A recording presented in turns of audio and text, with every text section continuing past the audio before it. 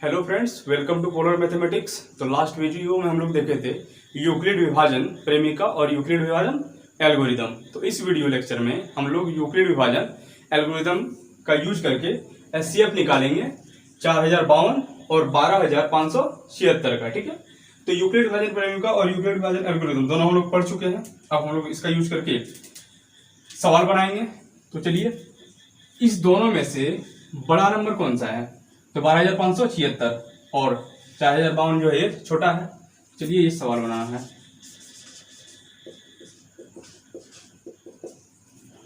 तो 12576 तथा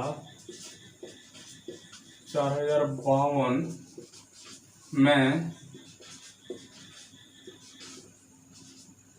यूक्लिड विभाजन प्रमेयिका का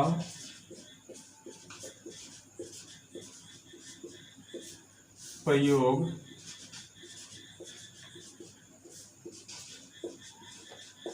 करने पर हमें क्या मिलेगा? अगर हम 12576 और 4052 में यूक्लिड विभाजन प्रमेयिका का प्रयोग करेंगे तो 12576 इक्वल्स टू, तो चलिए 12576 को भाग देते हैं 4052 से। तो 3 बार में हो जाएगा। 3 दूनी 6, 5 तिया 15 के 5 में बच गया 1, तो यहाँ भी 1 हो जाएगा और 4 तिया 12, ये हो जाएगा 420। तो हम लोग पिछले वाले लेक्चर में पढ़ चुके हैं भाज्य बराबर भाजक गुना भागफल प्लस शेषफल होता है। तो यहाँ पे ये हो गया भाज्य बराबर भाजक कौन है? 4052 गुना भागफल, भागफल कितना आया है 3 प्लस शेषफल, शेषफल कितना है 420। यही है यूक्लिड विभाजन प्रमेयिका। इसी का यूज किए हम लोग यूक्लिड विभाजन प्रमेयिका ए और बी के लिए 2 पूर्णांक क्यू और आर ज्ञात कीजिए, जिसके लिए कि ए बराबर बी क्यू प्लस आर हो गया। अब जो कि शेषफल शून्य नहीं है, ये काम जो है आप लोगों को पीछे करना है कॉपी के, क्योंकि यहाँ पे शेषफल शून्य नहीं है। तो फिर से यूक्लिड विभाजन प्रमेयिका का यूज करेंगे, क्योंकि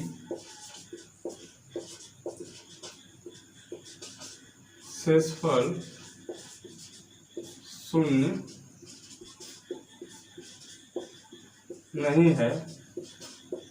अतः अब की बार किसमें करेंगे? इसमें और इसमें।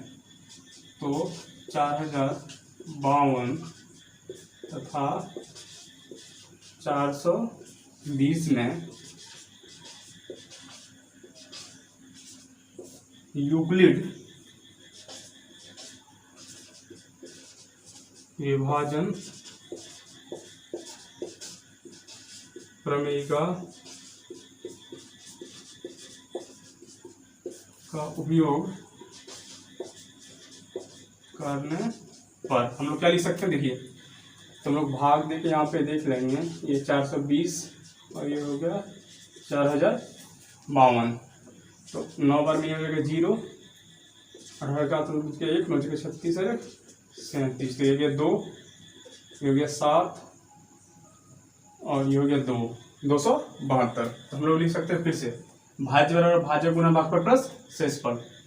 तो मेरे पास है 4052 बराबर 420 गुना 9 प्लस शेषफल कितना है 272। ये काम आप कॉपी के पीछे करेंगे। फिर से अब यहाँ पे फिर से क्या है? शेषफल 0 नहीं है, तो फिर से इसमें यूक्लिड विभाजन प्रमेयिका का उपयोग करने पर हम लिख नहीं रहे हैं। ठीक है, आप लोग लिख लीजिएगा। तो 420 को लिख सकते हैं हम लोग क्या 272 गुना, अगर इसको 2 बार गुना करेंगे तो 420 से अधिक हो जाएगा, इसलिए 1 बार गुना करते हैं। प्लस कितना बचेगा? ये हो गया 8, 10 था, यहाँ पे हो गया 2, 8 हो गया, यहाँ पे कितना हो गया 11, 11 में 7 किया 4 और 1, 148। अब 148 फिर से क्या है? शेषफल 0 नहीं है, इसमें यूक्लिड विभाजन प्रमेयिका का उपयोग करने पर तो 272 बराबर 148 गुना ए प्लस शेषफल 128 घटाएंगे 12 में से 8 गया 4, यहाँ बच गया कितना 6, 4 गया 2, और ये हो गया 124। अब 148 से 124 में फिर से क्या करना है, यूक्लिड डिवीजन प्रमेय का उपयोग करना है, क्योंकि 124 आ गया जो कि शेष पर 0 नहीं है। 148 बराबर 124 गुना 1 प्लस कितना बच जाएगा 24। अब 124 बराबर फिर से शेष पर 0 नहीं है, फिर से इसमें यूक्लिड डिवीजन प्रमेय का उपयोग करेंगे। 124 बराबर 24 गुना 5 बार गुना करके कितना हो जाएगा 120, तो 24 गुना 5 प्लस कितना हो जाएगा 4, क्योंकि 24 पंचे 120 और 4 124। अब 24 और 4 में से फिर से यूक्लिड डिवीजन प्रमेय का उपयोग करेंगे, तो 24 बराबर 4 गुना 6 चुके 24 प्लस 0, तो यह शेषफल क्या आ गया 0 आ गया। इस स्थिति में जो भाजक है, भाजक कौन है, भाग कौन दे रहा है 4, तो HCF जो हो जाएगा इस दोनों का 6, यहाँ पे हमारे पास जो आया था 6 नहीं 4 और 24 का दोनों का HCF क्या हो जाएगा 4 हो जाएगा। ठीक है, तो यहाँ पे 4 आया, तो इस संख्या और इस संख्या का भी HCF क्या हो जाएगा 4 हो जाएगा। ठीक है, चलिए तो हम लोग लिखेंगे HCF ऑफ दिस नंबर जो हो जाएगा कितना 1 2 5 7 6 एंड 4 0 5 2 इक्वल्स टू 4। अब देखिए इसका HCF 24 या 124 का HCF, 124 या 148 का HCF, 148 या 272 का HCF, 272 420 का HCF, 420 और 4052 का HCF और 4052 12076 सबका HCF समान होगा, और वो कितना होगा 4 के बराबर, क्योंकि 4 ही है संख्या जो इसके साथ कॉमन में है और इसके साथ भी है। और कोई संख्या अगर इसको हम लोग प्राइम फैक्टराइजेशन करेंगे तो 4 इसमें और इसमें दोनों में से कॉमन आएगा। ठीक है, और इस पूरे प्रोसेस में ये संख्या लेंगे और ये संख्या लेंगे, ये संख्या लेंगे, ये संख्या लेंगे, ये संख्या लेंगे, ये संख्या लेंगे, इस सारे में से आपको 4 ही कॉमन आएगा, इसलिए 4 क्या हो जाएगा इसका HCF हो जाएगा। और इस पूरे का भी अगर हम बोलना चाहें तो शॉर्ट में आप लोग लिख देते हैं सारे को, किसका किसका सारे का HCF ऑफ कितना है 12,576 और 4052 ये बराबर है HCF ऑफ 4052 और उसके बाद क्या है 420 ये बराबर है HCF ऑफ 420 272 यहाँ से लिख रहे हैं, और ये हमारा बराबर है HCF ऑफ 272 148 और ये बराबर है हमारा HCF ऑफ 148 124 और ये बराबर है HCF ऑफ 124 और 24 और ये बराबर है HCF ऑफ 24 और 4। ठीक है, और दोनों का HCF जो आया है 24 और 4 का, इसका HCF कितना है 4 है। ठीक है, तो ये सारा संख्या अगर इसका HCF निकालेंगे, इसका HCF निकालेंगे, सबका HCF क्या आएगा 4 ही आएगा। ठीक है, तो ये मेरा पहला एग्जाम्पल हो गया चैप्टर 1 का। चलिए अब हम लोग दूसरा क्वेश्चन देखेंगे। दूसरा क्वेश्चन है दर्शाइए कि प्रत्येक धनात्मक सम पूर्णांक 2q के रूप का होता है तथा प्रत्येक धनात्मक विषम पूर्णांक 2q + 1 के रूप का होता है, जहाँ पे q कोई पूर्णांक है। ठीक है, तो इसका सॉल्यूशन हम लोग देखते कैसे करेंगे।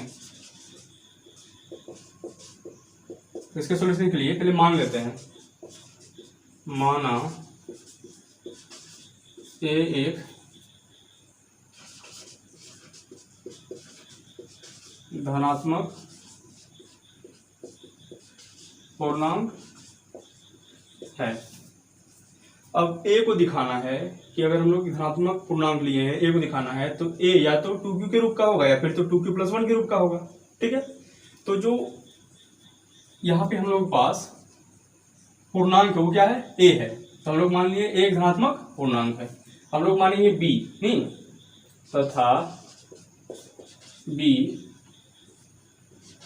बराबर, अब बी लेना क्या है, ठीक है, ये कहां से पता चलेगा, तो ये यहां से पता चलेगा कि किस फॉर्म में दिखाना है, 2q + 1 ये और ये 2q, तो इस फॉर्म में दिखाना है। तो यहाँ पे जो नंबर रहेगा, क्योंकि हम लोग जानते हैं कि a बराबर क्या होता है रिलेशन, b q + r, तो b का मान यहाँ पे जो प्रेजेंट रहेगा नंबर ये होगा।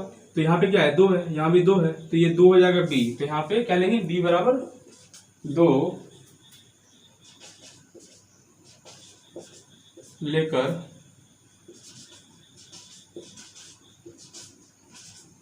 यूक्लिड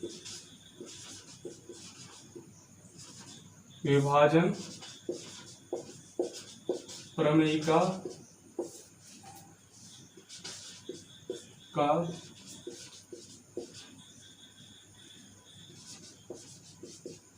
उपयोग करने पर किसी पूर्णांक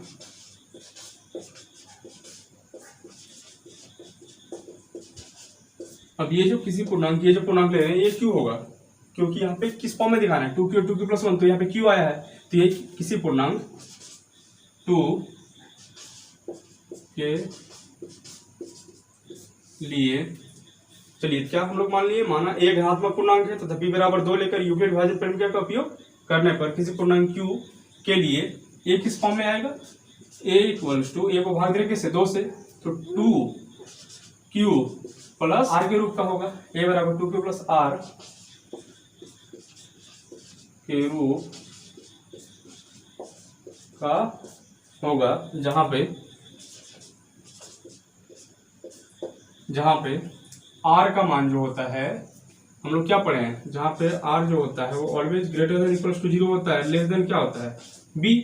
तो यहाँ पे b का मान क्या है, 2 है, जहां पे r जो जाएगा 0 less than equal to r, sorry या 0 less than equal to r and r is less than b, b का मान क्या है 2, तो ये हो जाएगा। ठीक है, चलिए हम लोग किए क्या काम, पहले बार फिर समझ लेते हैं। हम लोग एक धनात्मक पूर्णांक लिए और b जो माने इस हिसाब से माने, यहाँ पे जो संख्या आएगा उसके हिसाब से b बराबर 2 ले लिए, फिर विभाजन प्रेमिका का उपयोग किए, यूक्लिड विभाजन प्रेमिका का, और किसी पूर्णांक q के लिए, क्योंकि हमको दिखाना है कि 2q और 2q + 1, तो ये जो पूर्णांक लिए क्या लिए, q लिए हैं, a का मान क्या आ जाएगा, 2q + r के रूप का होगा, नहीं, a का जो मान होगा 2q + r के रूप का होगा, और r का जो मान वेरी करेगा वो कहां से वेरी करेगा, ग्रेटर देन 0 होगा, लेस देन 2 होगा।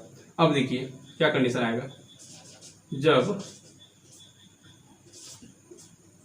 r बराबर 0 होगा, जब r का मान क्या ले लेंगे, 0 लेंगे, इसमें से r का क्या वैल्यू हो सकता है, देखिए अच्छा एक बार हम आपको दिखा देते हैं, 0 less than equal to r less than 2 है, तो अगर हम लोग 0 लेंगे तो हम होगा r का मान 0, क्योंकि ये इक्वल टू है 0 के। 1 लेंगे तो 1 क्या है, 2 से छोटा है, 1 होगा, 2 होगा क्या, 2 नहीं होगा, क्यों, क्योंकि r का मान 2 से क्या होगा, छोटा होगा, और 2 से छोटा होता है क्या, नहीं होता है, इसलिए हम लोग 2 नहीं ले सकते हैं, इसलिए r का मान क्या होगा, 0 1। तो पहला केस, जब r बराबर 0 होगा तब a बराबर 2q के रूप का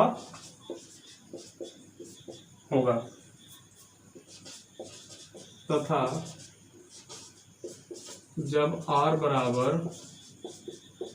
1 होगा तब a बराबर क्या हो जाएगा, 2q +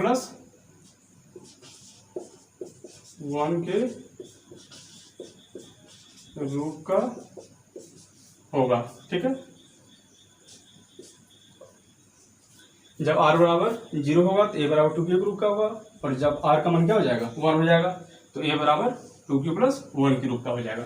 अब जानते हैं कि 2q 2 से किसी संख्या में अगर गुणा रहे तो ये जो संख्या है 2 से पूरा परिभाजित हो जाएगा, तो ये संख्या क्या हो जाएगा, सम हो जाएगा, और सम में अगर हम लोग एक जोड़ते हैं हमेशा क्या मिलेगा, विषम मिलेगा। हमको क्या मिला यहाँ पे, जो होता है धनात्मक सम पूर्णांक, धनात्मक सम पूर्णांक किस रूप का हो गया, 2q के रूप का हो गया, तथा प्रत्येक घातांक सम पूर्णांक किस रूप का हो गया, 2q + 1 के रूप का हो गया।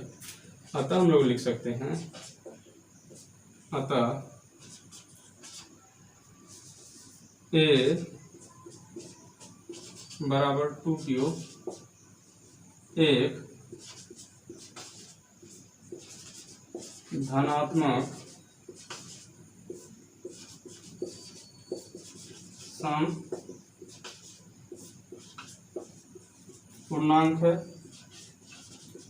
तथा ए बराबर 2q + 1 एक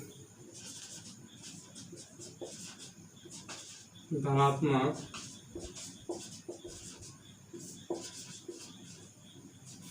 विषम पूर्णांक है। तो हम लोग कह सकते हैं कि प्रत्येक जो होता है घनात्मक पूर्णांक वो होता है उसका सम पूर्णांक जो होता है वो 2q के रूप का होता है तथा कोई भी विषम पूर्णांक 2q + 1 के रूप का होता है। अतः धनात्मक समपूर्णांक 2q के रूप का होता है तथा धनात्मक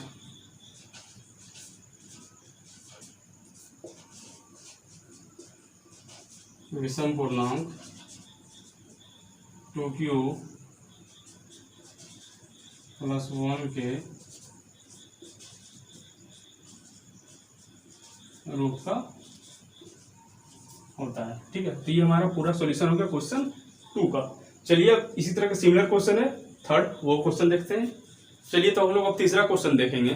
तीसरा क्वेश्चन है दर्शाइए कि प्रत्येक धनात्मक विषम पूर्णांक 4q + 1 या 4q + 3 के रूप का होता है जहाँ q का एक पूर्णांक है। तो पिछले सवाल जैसा है इसमें भी हम लोग क्या करेंगे, मान लेंगे, माना ए एक धनात्मक पूर्णांक है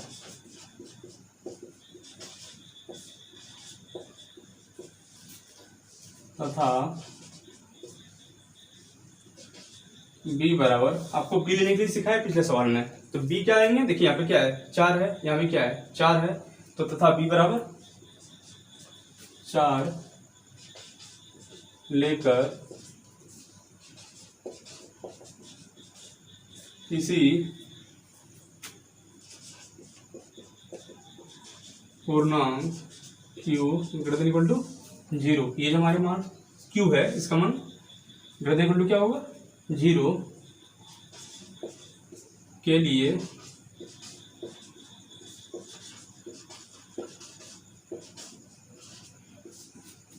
यूक्लिड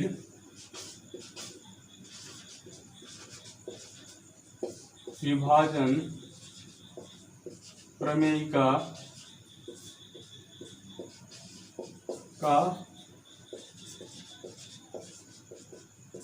उपयोग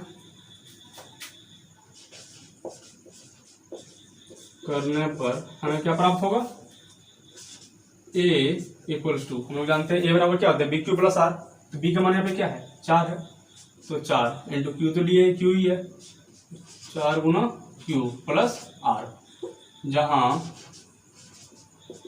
r के लिए क्या संबंध बताए हैं कि r जो होगा हमेशा 0 से बड़ा या बराबर होगा, लेकिन फिर हमेशा b से क्या होगा छोटा होगा, और b कौन है 4। ठीक है, चलिए अब r का मान क्या क्या हो सकता है उसके हिसाब से a निकालेंगे। जब r बराबर 0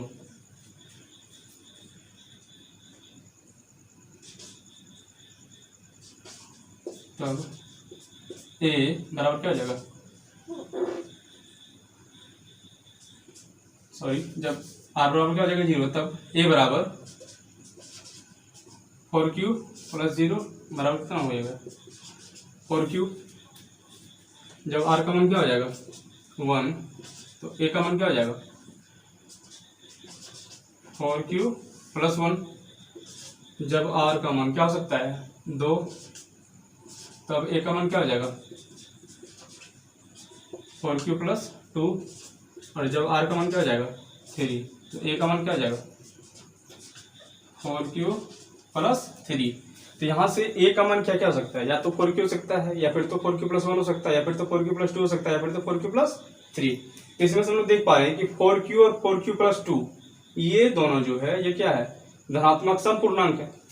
अतः जो होगा घनात्मक विषम पूर्णांक किस रूप का होगा 4q प्लस 1 और 4q प्लस 3। हो गया प्रूफ, इसी बात को लिखना है, लिख दो। हम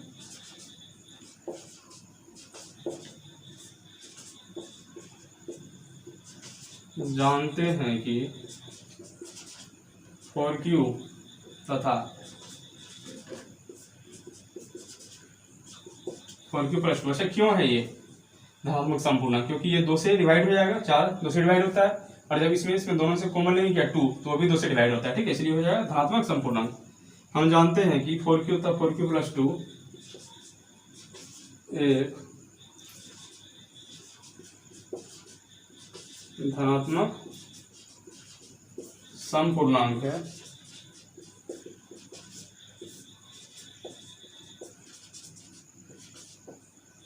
अतः जो बच गया दोनों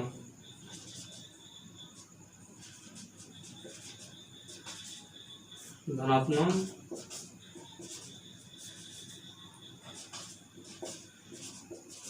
विषम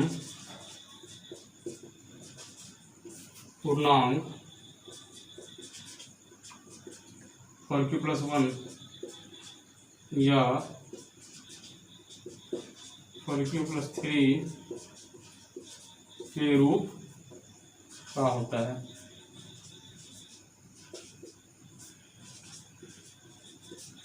ठीक है, तो ये हमारे पास हो गया तीसरा सवाल। अब हम लोग चलिए देखते हैं चौथा सवाल।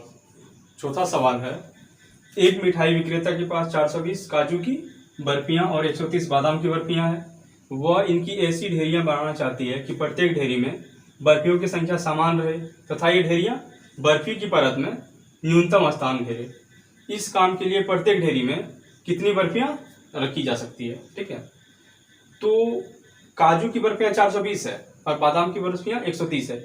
इस तरीके से अरेंज करना है, इस तरीके से ढेरी बनाना है कि प्रत्येक ढेरी में क्या है, जो काजू की बर्फियां या फिर बादाम की बर्फियां वो समान रहे। मान लेते हैं ये मेरा एक ढेरी बना, ये एक दूसरा ढेरी है, ये एक तीसरा ढेरी है, तो जितना इसमें रहे काजू की बर्फियां या बादाम की बर्फियां उतना इसमें रहे, उतना ही इसमें रहे, और भी आगे बने उतना ही इसमें रहे। तो इस काम को करने के लिए कि बर्फियों की संख्या हर एक में क्या रहे, समान रहे। ठीक है, और ढेरी जो बने वो क्या बने, न्यूनतम बने, और स्थान भी क्या घेरे, न्यूनतम घेरे।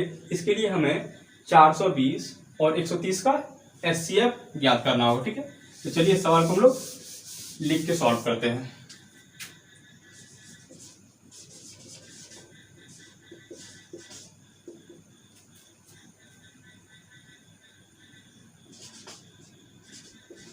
प्रत्येक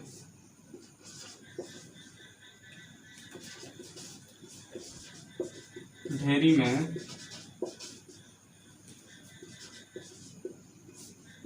बर्फियों की अधिकतम संख्या जिससे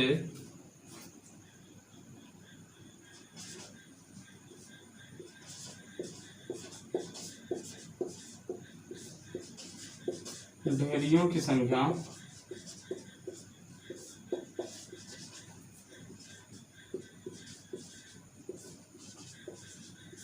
न्यूनतम हो तथा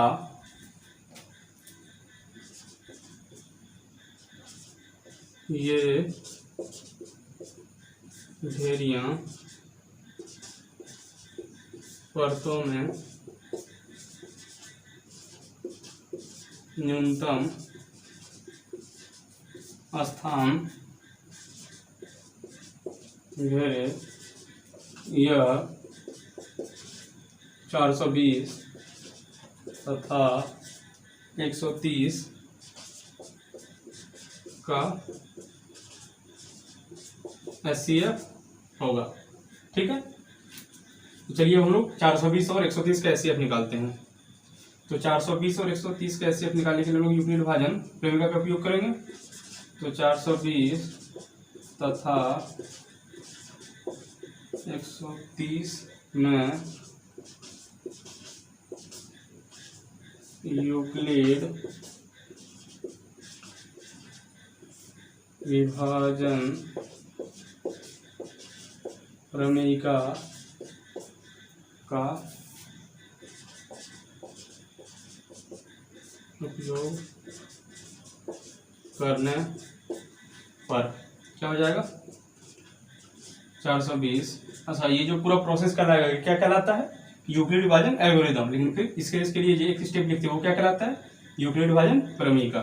420 बराबर 130 गुना, अगर 3 करते हैं तो 13 तिया 39 प्लस 30 420। फिर हम लोग को शेषफल 0 नहीं आया है, इसलिए 130 और 30 का क्या करना होगा, 130 और 30 में यूक्लिड विभाजन प्रेमिका का उपयोग करना होगा। तो 130 बराबर 30 गुना 4 प्लस 10। अब 30 और 10 में फिर से यूक्लिड विभाजन प्रेमिका का उपयोग करना होगा, क्योंकि 10 है जो कि शेषफल 0 नहीं है। तो 10 गुना 3 प्लस 0, तो अब शेषफल क्या आ गया, 0 आ गया। इस स्टेप पे जो भाजक है वो क्या है, 10 है। अतः